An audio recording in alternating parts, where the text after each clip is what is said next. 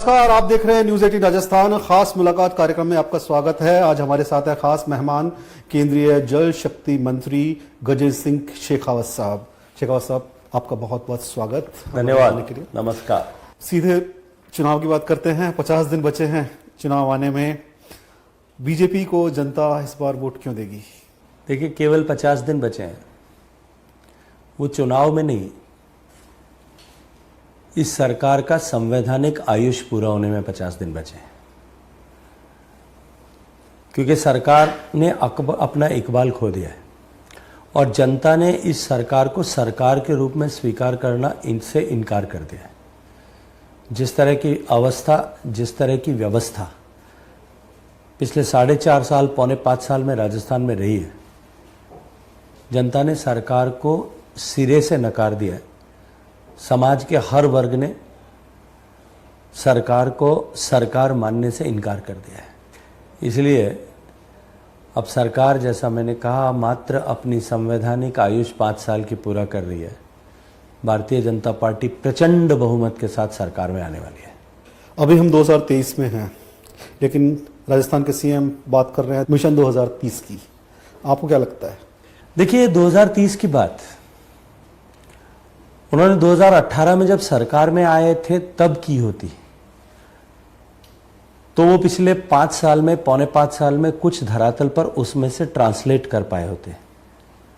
अब देखिए, इससे ज्यादा हास्यास्पद कुछ नहीं हो सकता कि सरकार का मुखिया ये जानता है कि अब हम वापस सरकार में नहीं आने वाले हैं, और जनता जो ये मानस बना चुकी है कि अब इनको सरकार को उखाड़ करके फेंक देना है, वो अब अपनी सरकार के 60 महीने के कालखंड में से 58 महीने बीत जाने के बाद में 59वें महीने में 2030 में क्या करना है उसके लिए सुझाव एकत्रित कर रहे हैं, और उन सुझावों के बारे में चर्चा करने के लिए राजस्थान भर में दौरा करने का ऐसी योजना बना रहे हैं। राजस्थान की जनता साहब दोनों टाइम भोजन करती है, वो जानती है, पहचानती भी है, देखती भी है और समझती भी है। इनके केंद्रीय नेतृत्व से राहुल गांधी भी आए थे और आकर के क्या कहे थे कि मध्य प्रदेश और छत्तीसगढ़ तो जीत रहे हैं। उन्होंने अपने विश्वास के साथ कहा है, लेकिन राजस्थान के लिए कहा कि यहाँ मुकाबला है, कड़ा मुकाबला है। तो आपको क्या लगता है, इस कड़े मुकाबले को पार पाने के लिए, उनकी नजरों में अगर कड़ा मुकाबला है, तो इस कड़ा मुकाबले को पार पाने के लिए बीजेपी के पास में क्या रणनीति है, क्या मुद्दे हैं? देखिए, जिस सेना का सेनापति वो खुद ही ये मान ले कि हम यहाँ हारी हुई बाजी लड़ रहे हैं या कड़े मुकाबले में, सामान्यतः कोई भी सभ्यशिष्ट आदमी अपनी सेना के लिए, अपने दल के लिए इससे ज्यादा संशयपूर्ण शब्दों में वक्तव्य नहीं दे सकता। और जब उन्होंने खुद ही स्वीकार कर लिया है, तो मुझे लगता है कि ये चर्चा तो अपने आप ही समाप्त हो गई है। शेखावत साहब, एक चीज तो है जो हम लोग ऑब्जर्व कर रहे हैं, और जिस तरह के राजनीति के पंडित राजस्थान के इस चुनाव को देख रहे हैं, दोनों जो प्रमुख पार्टियां हैं बीजेपी और कांग्रेस, ये अपनी जो मजबूती है, अपनी जो ताकत है, उससे ज्यादा, अपनी ताकत से ज्यादा सामने वाले की कमजोरी पर ज्यादा निर्भर कर रही हैं, उसको लेकर के ज्यादा आश्वस्त हैं। वो चाहे आपकी पार्टी की बात हो, चाहे कांग्रेस की बात हो। तो आपको भी क्या लगता है, क्या आपकी जो पार्टी है वो भी कांग्रेस की उस गुटबाजी पर निर्भर कर रही है? देखिए, ऐसा मैं नहीं कहूंगा। मैंने पहले भी कई बार यह बात चर्चाओं में कही है। भारतीय जनता पार्टी केवल मात्र चुनाव लड़ने की मशीन नहीं है, या केवल चुनाव के समय ही काम करे ऐसा दल नहीं है। सामाजिक सरोकार से जुड़े हुए सारे विषयों पर हम पूरे 5 साल निरंतर काम करते हैं। मैं एक उदाहरण देता हूं। जब कोरोना की आपदा आई थी, देश की नहीं, दुनिया की सारी पॉलिटिकल पार्टीज और लीडर्स हाइबरनेशन में चले गए थे, सुसुप्तावस्था में चले गए थे। अपने आप को बचाने के लिए कई छुप गए थे। उस समय दुनिया में केवल एक भारतीय जनता पार्टी थी, जिसका बूथ के कार्यकर्ता से लेकर के राष्ट्रीय अध्यक्ष तक सब लोग धरातल पर लोगों की जीवन में से कष्ट के हरण के लिए काम कर रहे थे। और मैं मानता हूं, श्रद्धा के साथ में उन सबको, सम्मान के साथ में नतमस्तक होकर के प्रणाम करता हूं कि इस सेवा के कालखंड में कितने कार्यकर्ता भारतीय जनता पार्टी के ऐसे होंगे जो हमसे बिछड़ गए। इसलिए केवल हम चुनाव के लिए काम करें या चुनाव के समय काम करें, ऐसा नहीं है। भारतीय जनता पार्टी ने पूरे 5 साल तक एक तरफ सकारात्मक विपक्षी की भूमिका निभाई, सदन से लेकर के सड़क तक हर जगह संघर्ष किया, भारतीय जनता पार्टी ने अपने संगठन की ताकत को बढ़ाने के लिए, बनाए रखने के लिए, व्याप को बढ़ाने के लिए निरंतर कार्यकर्ताओं को सक्रिय रखा। और जो कांग्रेस पार्टी के वर्तमान के हालात और उनके पिछले 4.5 साल का ये जो कुशासन है, सिंस इंसेप्शन, पार्टी जब सरकार में कांग्रेस आई थी उस समय से जो उनके जो आपसी विग्रह था, उसके कारण से जो राजस्थान की जनता ने भुगता है, जो राजस्थान की जनता ने कष्ट उठाए हैं, वो एक एडिशनल इंसेंटिव हमारे लिए हो सकता है। लेकिन हम अपनी ताकत, अपने कार्यकर्ताओं की ताकत, अपने कार्यकर्ताओं के भरोसा और माननीय मोदी जी की सरकार ने पिछले 9 साल में जिस तरह से देश को आगे बढ़ाने, सामान्य मानवी के जीवन में परिवर्तन लाने, महिलाओं के सशक्तिकरण करते हुए उनका सम्मान बढ़ाने, किसान, मजदूर, दलित सबके जीवन में खुशहाली लाने, मध्यम वर्ग के जीवन में ईज ऑफ लिविंग लाने, देश का विभिन्न फैसलों के माध्यम से अर्थव्यवस्था को सुदृढ़ करने, देश के हित में फैसले लेकर के देश को आगे बढ़ाने और इन सब के साथ साथ में देश का सम्मान पूरे विश्व के पटल पर बढ़ाने का जिस तरह से काम किया, उस ताकत के आधार पर हम चुनाव लड़ते हैं। एक तरफ हमारा कार्यकर्ताओं की शक्ति और दूसरी तरफ माननीय मोदी जी की सरकार की सफलता। ये वर्तमान सरकार की विफलता तो हमको बोनस में मिल रही है। इसमें तो कोई शक नहीं है, बीजेपी एक ऐसी पार्टी है जो हमेशा 24 घंटे 12 महीने एक्टिव मोड में रहती है और आपका जो केंद्रीय नेतृत्व है वो इतना मजबूत है, इतना ताकतवर है, शायद अभी किसी पार्टी में नहीं है।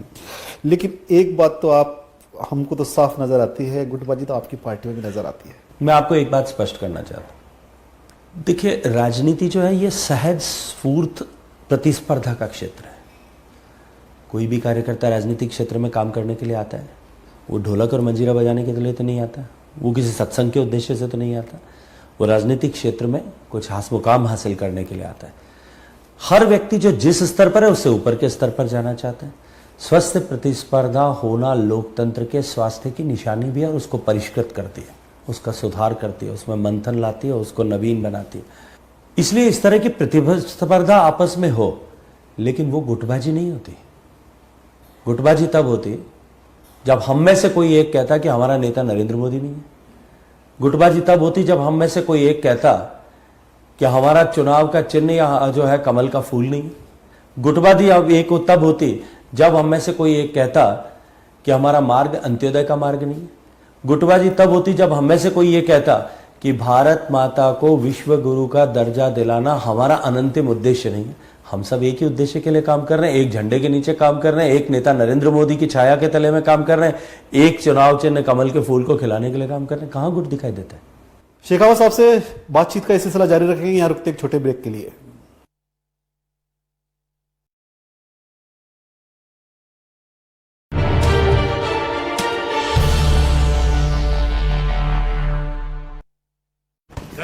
पूरा गांव में अवैध शराब की बिक्री पर कार्रवाई करते हुए पुलिस ने एक युवक को गिरफ्तार किया, साथ ही अवैध शराब की 9 पेटियां जब्त की। प्रधानमंत्री नरेंद्र मोदी ने उद्घाटन करते हुए रोजगार मेले के तहत सरकारी विभागों और संगठनों में नई भर्ती हुई कर्मचारियों को लगभग 51,000 नियुक्ति पत्र वितरित किए। विदेश मंत्री डॉक्टर एस जयशंकर ने न्यूयॉर्क में संयुक्त अरब अमीरात के विदेश मंत्री शेख अब्दुल्ला बिन जायद अल नाहयान से मुलाकात की। बीजेपी के राष्ट्रीय अध्यक्ष जेपी नड्डा ने मुंबई में लाल बागचा राजा गणपति मंडल के दर्शन किए। इस मौके पर राज्य के उप मुख्यमंत्री देवेंद्र फडणवीस भी मौजूद रहे।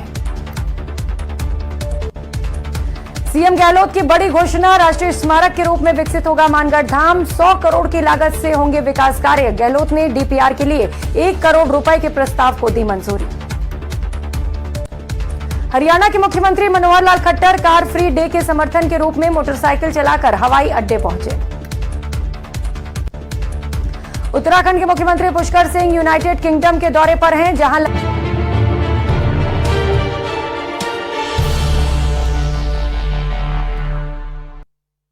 ब्रेक के बाद आप सभी का एक बार फिर से स्वागत है। शेखावत साहब, आप जोधपुर से हैं और संयोग है कि राजस्थान के सीएम भी जोधपुर से हैं। आप विशेष तौर पर सीएम के निशाने पर रहते हैं। ईआरसीपी हो, संजीवनी का मुद्दा हो, फोन टैपिंग का मामला हो, या उनकी खुद की जो गुटबाजी है उसकी वजह से उनकी सरकार पर संकट आ जाए, लेकिन हमेशा आप ही उनके निशाने पर रहते हैं, तो ऐसा क्या लोकल कनेक्शन है? मुझे लगता है कि मेरे प्रति उनका स्नेह ज़्यादा है, और अपने परिवार का सदस्य ऐसा शायद मुझे मानते होंगे, तब वो इस तरह के स्नेह का प्रदर्शन मुझे करते रहते हैं। जोधपुर में उनको कुछ पत्रकार मित्रों ने एयरपोर्ट के सामने पूछा था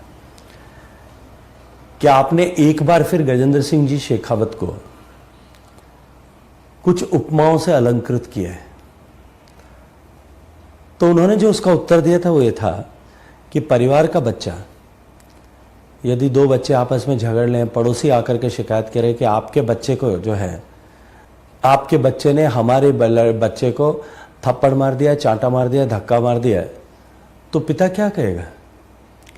नकारा है, निकम्मा है, ताने दो, अभी डांटता हूं। मैं तो धन्यवाद करता हूं कि वो मुझे अपने परिवार का सदस्य मानते हुए मेरे परिष्कार के लिए, मुझे समझाने के लिए बात कर रहे होंगे। और ये खास शब्द उन्होंने अपनी ही पार्टी के उस लीडर के लिए भी बोले थे जो न केवल डिप्टी सीएम थे बल्कि उस वक्त प्रदेश अध्यक्ष भी थे उनकी पार्टी के। थोड़े दिन बाद में उन्होंने जब एक बार, क्योंकि कई बार हुआ है, शायद आपको याद नहीं होगा, कई बार झगड़ा हुआ है, कई बार समझौता हुआ है, कई बार हाथ मिलाए गए, कई बार साथ मिलकर के फोटो खिंचाए गए, फिर थोड़े दिन बाद वही परिस्थितियां बनती है, अगले का इंतजार राजस्थान कर रहा है। लेकिन जब पहले ये शब्द इस्तेमाल किए तो उसके थोड़े दिन बाद पहला समझौता जब हुआ था, उसके बाद कहा था कि ये तो बच्चे के जैसे हैं, मेरे सामने चाय दूध पीते पीते बड़े हुए हैं। तो शायद कभी मेरे लिए भी कहेंगे गजेंद्र सिंह तो बच्चे के जैसा है मेरे लिए, मेरे सामने बड़ा हुआ है। उसी विश्वविद्यालय में, जिस विश्वविद्यालय में मैं चुनाव हारा था, अशोक गहलोत साहब, उसी विश्वविद्यालय का चुनाव छात्र संघ का जीत करके मेरे लगभग उनसे 20-25 साल बाद में, 30 साल बाद में आया है, बच्चा है। शायद स्नेह से कभी ऐसा भी कह देंगे। मैं तो उस दिन का इंतजार कर रहा हूँ। जोधपुर और जेएनयू का यूनिवर्सिटी कनेक्शन दोनों हैं, लेकिन शेखावत साहब एक चीज तो है कि आपने भी यहाँ के एक वरिष्ठ मंत्री को अरब सागर में डुबो देने वाली बात कही थी। मैंने अरब सागर में डुबो देने की बात नहीं की, मैंने जनता से ये पूछा कि एक ऐसा व्यक्ति जो राजस्थान में निरंतर हो रहे बलात्कार के मुकदमों, निरंतर बढ़ती जा रही गैंगरेप और बलात्कार की घटनाओं पर प्रश्न पूछे जाने के पर सरकार की तरफ से जवाब देते हुए ये कहे, और बहुत खीसे निपोरते हुए ये कहे, बड़े बेगैरत होकर के ये कहे, ताली बजाते हुए ये कहे कि राजस्थान में ये घटनाएं इसलिए होती है, इसलिए ज्यादा होती है कि राजस्थान मर्दों का प्रदेश है, और पीछे घूम करके देखे और उसके पीछे बैठे हुए कांग्रेस पार्टी के, उनकी पार्टी के सदस्य खिलखिला करके हंसते हुए नपुंसक की तरह तालियां बजा रहे हों, तब ऐसे लोग, फिर कह रहा हूं ऐसे लोग जिन्होंने उस राजस्थान जिसके मर्दों ने दुनिया की हर आने वाली ताकत हमले को अपने पुरुषार्थ के बल पर हरा करके, अपनी मर्दानगी की ताकत से हरा करके वापस उनका मुख मोड़ दिया, भारत की तरफ आने वाली हर आंधी को अपने सीने पर झेल करके वापस लौटा दिया, उस राजस्थान की मर्दानगी को कलंकित करने वाले को क्या अरब सागर में नहीं फेंक देना चाहिए? आज फिर कहूंगा कि जिसने राजस्थान की मर्दानगी को कलंकित करने का काम किया, जिसने राजस्थान की संस्कृति को कलुषित करने का काम किया, जिसने राजस्थान के उज्जवल चरित्र पर काला दाग लगाने की कोशिश की, उनका सही स्थान वो अरब सागर ही है। बयान और इन चीज़ों के अलग अगर हम बात करें तो राजस्थान में पेपर लीक, बिजली का संकट, भ्रष्टाचार, जल जीवन मिशन में करप्शन, आरपीएससी के मेंबर गिरफ्तार होते हैं, कानून व्यवस्था, इतने तमाम मुद्दे हैं। लेकिन बीजेपी फिर जब बात करती है तो सनातन, तुष्टीकरण, इन्हीं मुद्दों पर क्यों आती है? क्या और मुद्दे नहीं है जिन्हें प्रभावी तरीके से उठाया जाना चाहिए? इनमें से कौन सा ऐसा मुद्दा है? भ्रष्टाचार का मुद्दा क्या ऐसा है कि जिसके ऊपर भारतीय जनता पार्टी ने सड़क पे संघर्ष नहीं किया? नहीं सहेगा राजस्थान के समय में? क्या महिलाओं के ऊपर जिस तरह के अत्याचार हुआ है उसके ऊपर हमने बात नहीं की? किसानों के साथ जिस तरह का धोखा के अशोक गहलोत सरकार ने किया, चाहे कर्ज माफी न करने के नाम पर हो या अभी बिजली न मिलने के कारण से जिस तरह की परिस्थिति राजस्थान के किसान के घर में बनी है, उसको लेकर के हो, क्या हमने आंदोलन नहीं किया? पेपर लीक पर क्या हमने अजमेर में आंदोलन नहीं किया? क्या राजस्थान भर में युवा मोर्चा ने आंदोलन नहीं किया? पेपर लीक के बाद में आरपीएससी के घोटाले पर क्या हमने आंदोलन नहीं किया? कांग्रेस के तत्कालीन पीसीसी चीफ के परिवार के लोग जब आरएएस में भर्ती हुए थे तब क्या सड़क से सदन तक हमने नहीं गिरा था? कौन सा ऐसा विषय है जिसमें भारतीय जनता पार्टी ने मौन साधा हो? लेकिन फिर जिम्मेदारी के साथ मैं कहूंगा कि सनातन पर जब चोट होती है तो निश्चित रूप से वो चोट जो है हमारी आस्था पर होती है, हमारे विश्वास पर होती है, हमारी श्रद्धा पर होती है, हमारी मान्यता पर होती है, हमारी जीवन पद्धति पर होती है। और हमारे पुरखों ने जिसको बलिदान करके वे अपने खून से सींच करके जिस बेल को अमर बना करके रखा, उस बेल की जड़ों पर प्रहार होता है तो निश्चित रूप से आवाज और जोर से निकलती है और निकलनी भी चाहिए। एक और मुद्दा आता है जो आपके मंत्रालय से जुड़ा हुआ है, ERCP। आपको जो शब्दों से नवाजा गया था वो इसी की वजह से था, और वो लगातार कह रहे हैं कि आप राष्ट्रीय नेशनल प्रोजेक्ट का जो है इसको दर्जा नहीं दिला पा रहे हैं। क्यों नहीं दिलवा देते? 13 जिलों का सवाल है। देखिए, किसी भी परियोजना को राष्ट्रीय परियोजना घोषित करने से पहले उस परियोजना की DPR टेक्निकली अप्रूव होनी चाहिए कि नहीं होनी चाहिए? पहला कदम है कि जो DPR बनी है 2 राज्यों के बीच में है, 2 राज्यों की तरफ से उस पर सक्षम स्वीकृति आए और उसके बाद में उस DPR का अप्रूवल टेक्निकल अप्रेजल होता है कि नहीं? टेक्निकल अप्रेजल के बाद में उसका इन्वेस्टमेंट क्लियरेंस होता है, इन्वेस्टमेंट क्लियरेंस के बाद में उसका एनवायरमेंटल क्लियरेंस होता है कि एनवायरमेंट पे क्या प्रभाव पड़ेगा, उसके बाद में उसकी वाइल्ड लाइफ क्लियरेंस आती है, वाइल्ड लाइफ क्लियरेंस के बाद में उसमें जो है वो ट्राइबल एरिया क्लियरेंस आती है। इन सब क्लियरेंस के बाद में उसको कैबिनेट प्रस्ताव बना करके भेजे तो नेशनल प्रोजेक्ट का दर्जा दिया जा सकता है, और दर्जा देने के बाद में भारत सरकार उसमें 60% पैसा अपनी तरफ से निवेश करती है। अब इनमें से एक भी शर्त अभी तक पूरी नहीं है। आप शर्तें तो पूरी करिए पहले, आप इसकी टेक्निकल क्लियरेंसेस कराइए, एनवायरमेंट क्लियरेंस लीजिए, ये सब करने की जिम्मेदारी तो राजस्थान सरकार की है। आपने एक भी शर्त पूरी नहीं की और आप कह रहे हैं कि हमारे प्रोजेक्ट को नेशनल प्रोजेक्ट का दर्जा नहीं मिल रहा है। आप पहले पूरा करिए, लेकिन क्योंकि आप गलत फुटिंग पर खड़े हैं, आपने गलत नक्शा बना लिया है। भट्ट साहब अगर अपने मकान पर, अपने प्लॉट पर अगर जयपुर में कहीं प्लॉट ले लें और नक्शा बनाना शुरू करें और अपने पड़ोसी दोनों के प्लॉट का जोड़ करके नक्शा बना लें और फिर कहें कि नगर निगम मेरे नक्शे को पास नहीं करता है, तो पास करेगा क्या? और अगर पास करवा भी लेंगे तो क्या पड़ोसी बनाने देगा क्या?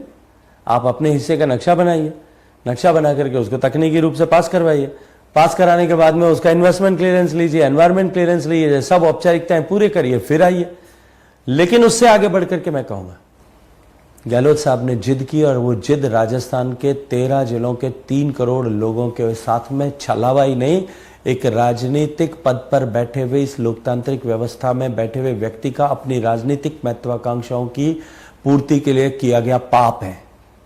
उन्होंने पाप किया है। वो अपनी जिद के चलते हुए 16,000 करोड़ रुपया खर्च करके, और जिम्मेदारी से कह रहा हूं क्योंकि उसकी DPR भी वैपकॉस ने बनाई है जो मेरे ही मंत्रालय के अधीन काम करती है, 16,000 करोड़ रुपया खर्च करके 521 MCM मिलियन क्यूबिक मीटर पानी राजस्थान में लाने के लिए वो अभी कुछ दिन में टेंडर करके शिलान्यास करने वाले हैं, जिसके अगेंस्ट में मध्य प्रदेश पहले से सुप्रीम कोर्ट में खड़ा है, जिसको रोकने के लिए एप्लीकेशन लेकर के। हमने उसके इतर भारत सरकार के नेशनल वाटर डेवलपमेंट अथॉरिटी ने, जो नदियों को जोड़ने वाली प्रतिनिधि संस्था है, उसके लिए काम करने वाली, उसने मध्य प्रदेश और राजस्थान के बीच में पुरानी ERCP, उससे पुराना पार्वती कालीसंध चंबल लिंक जो अटल जी के समय आइडेंटिफाई हुआ था, उन दोनों को जोड़ करके एक नया नदी जोड़ने की परियोजना बनाई। क्योंकि ये नदी जोड़ने की परियोजना है जिसको ऑलरेडी NWDA के रिकमेंडेशन पर नदी जोड़ने के प्रकल्प के रूप में स्वीकृत करने वाली एपेक्स कमेटी ने एज ए इंटरलिंकिंग प्रोजेक्ट मान्यता दे दी है, और सुप्रीम कोर्ट के द्वारा बनाई गई कमेटी ने उसको प्रायोरिटी लिंक मान लिया है कि प्राथमिकता के साथ जिन पे काम करना चाहिए वो लिंक है। भारत सरकार ने, मेरे मंत्रालय ने उसको ऑलरेडी अप्रूव करा दिया। ये अप्रूव होने के बाद में दोनों राज्यों के बीच में सहमति बनते ही जो प्रोजेक्ट बनेगा उसका 90% पैसा भारत सरकार देगी। 40,000 करोड़ में से 36,000 करोड़ भारत सरकार देगी, 4,000 करोड़ मध्य प्रदेश और राजस्थान के बीच में बटेगा। राजस्थान को 2,500 MCM पानी मिल रहा है तो राजस्थान को 2,500 करोड़ खर्च करना पड़ेगा। उसमें से 15, 16, 1700 करोड़ पहले खर्च किया जा चुका है। 700 करोड़ रुपए खर्च करके 2,500 MCM पानी राजस्थान को देने के लिए हम योजना लेकर के खड़े हैं। गहलोत साहब उस पे काम करने के बजाय 16,000 करोड़ खर्च करके 500 MCM पानी ला करके जयपुर, अजमेर और टोंक को पानी पिलाना चाहते हैं। ये बाकी बचे हुए 10 जिले दौसा से लेकर के, अलवर से लेकर, भरतपुर से लेकर के, सवाई माधोपुर से लेकर के करौली तक, क्या इनके साथ में पाप है कि नहीं? इसका जवाब कभी ना कभी गहलोत साहब को निश्चित रूप से देना पड़ेगा। ईआरसीपी पर अभी हम और बात करेंगे, यहां रुकते हैं एक छोटे से ब्रेक के लिए।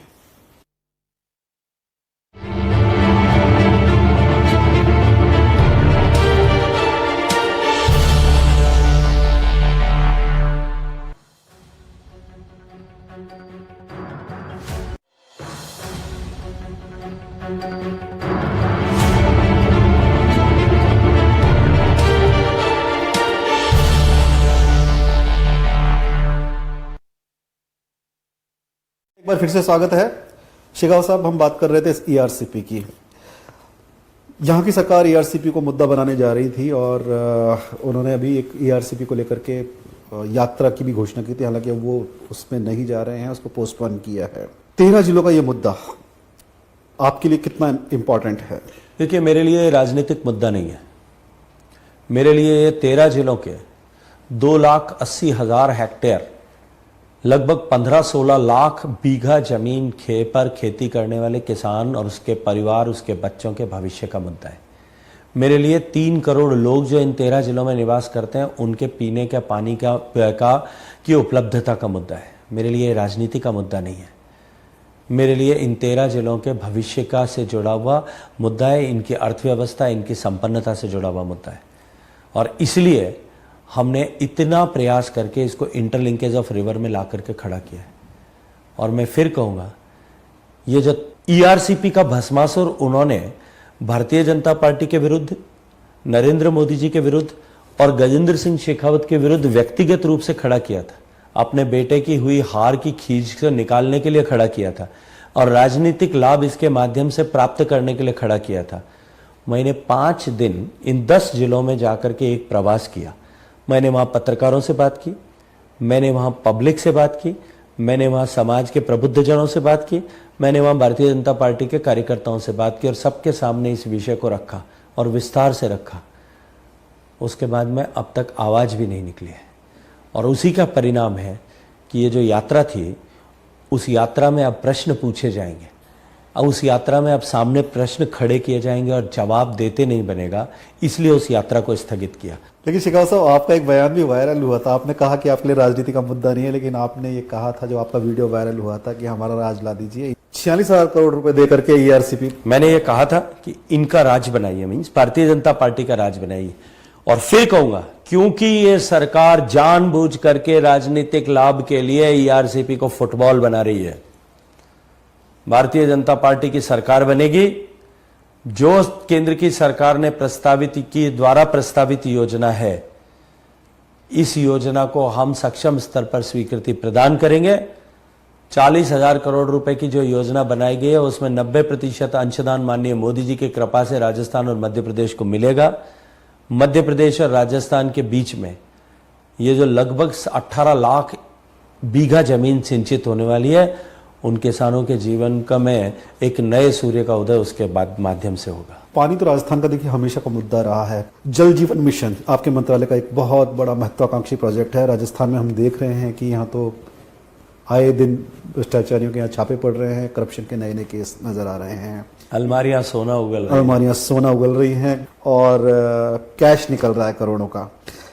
आप किस तरीके से देखते हैं इसको, यहाँ के काम को और इसके पीछे इस तरह के जो घटनाएं हो रही हैं? देखिए, राजस्थान में जल जीवन मिशन के इम्प्लीमेंटेशन को लेकर के गुणवत्ता की बहुत सारी शिकायतें आई। टेंडर्स में हुई गड़बड़ियों की भी कुछ शिकायतें प्राप्त हुई, क्योंकि जल राज्य का विषय है। हमने राज्य सरकार को इन सब विषयों की समीक्षा करने, जांच करने के लिए भेजा, लेकिन दुर्भाग्य से उत्तर नहीं आया। मिशन डायरेक्टर के से पहले डायरेक्टर के स्तर पर भेजा गया, मिशन डायरेक्टर के स्तर पर भेजा गया, एडिशनल चीफ सेक्रेटरी को लिखवाया गया, सेक्रेटरी के द्वारा चीफ सेक्रेटरी को लिखवाया गया, लेकिन नतीजा शून्य था। एंटी करप्शन ब्यूरो ने खुद छापा डाला और छापा डालने के बाद में पैसा भी मिला, सोने के बिस्कुट भी पकड़ा गया और उसके बाद में ईडी आई। मैं तो आपके दर्शकों को पूछना चाहता हूं आपके माध्यम से कि उसके बाद में ऐसे भ्रष्टाचारियों को पकड़ने के लिए ईडी को काम करना चाहिए था कि नहीं करना चाहिए था? और अगर वो कहते हैं करना चाहिए था, तो ईडी ने काम किया और 16 किलो से ज़्यादा सोना तो बरामद हो चुका है। पता नहीं कितना कैश पकड़ा जाता है, और अभी तो सब शुरुआत है, अभी तो केवल एक घटना की जांच हुई है। पता नहीं कितने घोटाले इस जो है जल जीवन मिशन में, और इसके अतिरिक्त भी अभी तो हाथ जहां डालो वहीं पे घोटाला निकलता है। जो मिड डे मील में घोटाला, अन्नपूर्णा किट में घोटाला, जिस तरह का जो है मिलावटी सामान इस अन्नपूर्णा किट में दिया गया है, जैसलमेर के खाद्य इंस्पेक्टर की लेबोरेटरी खुद सर्टिफाई करके कहती है कि मिर्ची मिलावटी है, धनिया मिलावटी है, हल्दी मिलावटी है, नमक मिलावटी है। सब इस हिंदू संस्कृति में, इस भारत में या दुनिया में कहीं भी केवल कम से कम 2 चीजों पे तो कोई भी मिलावट या भ्रष्टाचार नहीं करता होगा, एक पानी में और एक नमक में। इन्होंने नमक और पानी को भी नहीं छोड़ा। उन्होंने क्या छोड़ेंगे? उनसे अब देश को और समाज को क्या अपेक्षाएं बची है? फिर से पॉलिटिक्स पे आते हैं एक बार। मध्य प्रदेश में उम्मीदवारों की लिस्ट आ गई है और केंद्रीय मंत्रियों के नाम भी हैं। राजस्थान के केंद्रीय मंत्री गजेंद्र सिंह शेखावत, वो भी क्या विधानसभा में इस बार आजमाएंगे?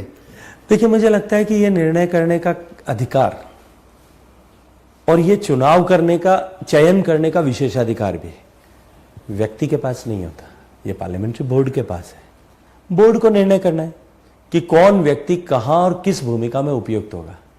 गजेंद्र सिंह शेखावत को विधानसभा का चुनाव लड़ना है, या गजेंद्र सिंह शेखावत को अगला लोकसभा का चुनाव लड़ना है, या गजेंद्र सिंह शेखावत को दोनों नहीं मिलकर लड़ करके संगठन में काम करना है। गजेंद्र सिंह शेखावत की उपयोगिता कहां हो सकती है? और मैं तो उससे भी आगे बढ़ करके कहता हूं, मैं जिस विचार परिवार से आता हूं, तो मैं छात्र संघ की राजनीति से सीमावर्ती क्षेत्र पर काम करने गया था, 20 साल तक वहां से राजनीतिक क्षेत्र में भेजा गया। कल मेरा जो है विचार परिवार यह कहे कि नहीं, मुझे अब जो है सेवा भारती में जाकर के काम करना चाहिए, तो मुझे वहां भी कोई अफसोस नहीं है। इसी ऊर्जा के साथ, इसी क्षमता के साथ, इसी आत्मविश्वास के साथ, इसी संकल्प के साथ में हर उस दी गई भूमिका के साथ में काम करेंगे, क्योंकि जहां भी काम करेंगे वहां एक ही लक्ष्य है, और वो है भारत माता की जय। जहां भी काम करेंगे वह भारत माता की जय जयकार करने के लिए करेंगे। चलते चलते एक बहुत इंटरेस्टिंग चीज जो अभी चर्चा में बहुत थी, कल आप हमारे पूर्व मुख्यमंत्री वसुंधरा राजे जी से मुलाकात करके आए और उसकी बहुत चर्चा रही। क्या बात हुई, क्या मुलाकात हुई? देखिए, वो हमारी राष्ट्रीय उपाध्यक्ष, वो भारतीय जनता पार्टी की बड़ी नेता है, हम सब की राजस्थान में नेता रही हैं, 2 बार हमारी राजस्थान की मुख्यमंत्री रही हैं, 2 बार प्रदेश अध्यक्ष रही हैं, 2 बार लीडर ऑफ अपोजिशन रही हैं, हम सब के लिए आदरणीय है। हमने सहज रूप से बैठ करके चाय पर चर्चा की। अब 2 राजनीतिक क्षेत्र में काम करने वाले व्यक्ति अगर साथ बैठेंगे, तो मुरारी बापू की कथा में उन्होंने क्या कहानी सुनाई थी, या बागेश्वर बाबा की कथा में उन्होंने किसका किस तरह से ट्रीटमेंट किया था, उसकी चर्चा तो नहीं करेंगे। वो राजनीतिक विषयों पे ही बात करेंगे। हमने की है राजनीतिक विषयों पे बात, और मुझे लगता है कि इतना पर्याप्त है। चलिए, हमसे बातचीत करने के लिए और हमारे इस खास कार्यक्रम में, खास मुलाकात में आने के लिए गजेंद्र सिंह शेखावत सर, आपका बहुत बहुत धन्यवाद। धन्यवाद। खास मुलाकात में आज बस इतना ही। खबरों के लिए आप देखते रहिए न्यूज़ 18 राजस्थान।